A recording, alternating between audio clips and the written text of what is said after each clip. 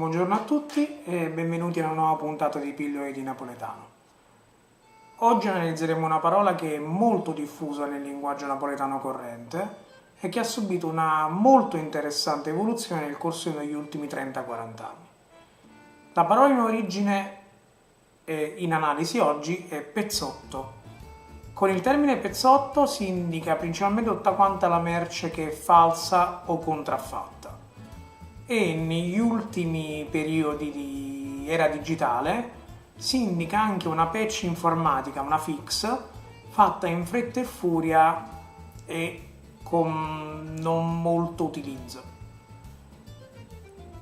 È interessante notare come in italiano il termine pezzotto indichi semplicemente il colletto della camicia o i fermi in cui i falegnami tenevano stretti un pezzo di legno. In napoletano l'origine del termine pezzotto, ovvero falso, ha probabilmente due tipi di spiegazioni. La prima riguarda i pezzi di stoffa che venivano aggiunti sui capi di abbigliamento per poter continuare a essere riutilizzati.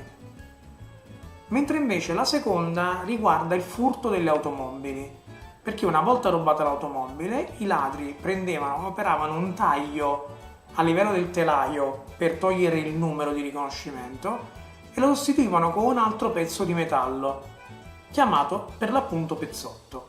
Per questo motivo, probabilmente questa è la spiegazione più corretta, almeno quella che dovrebbe dare l'origine più sensata all'utilizzo successivo, ovvero falso.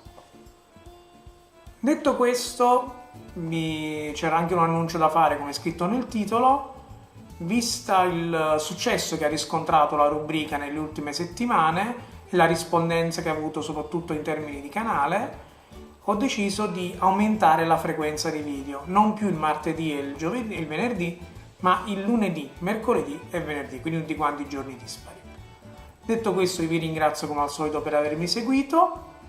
Alla prossima puntata e, come si dice a Napoli, ciao Brim!